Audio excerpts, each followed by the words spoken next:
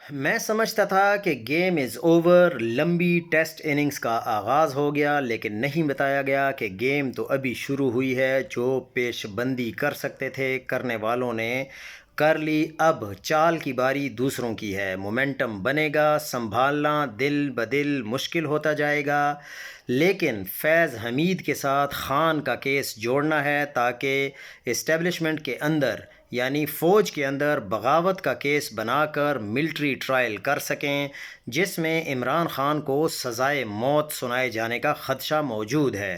شاید P T I کو یہ دھمکی دی جا چکی ہے کیونکہ سہیل آفریدی کے لہجے میں تلخی بڑھ رہی ہے، مسلسل سخت بیانات آ رہے ہیں۔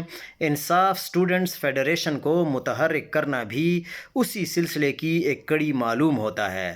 لیکن اب دیکھتے ہیں، کیونکہ اگر یہاں سے کوئی سزا بنتی بھی ہے تو اس کے بعد بات جائے گی سپریم کورٹ میں، تو سپریم کورٹ میں اب کون بیٹھے ہیں، کیسے عمران خان کو یہاں سے انصاف ملے گا۔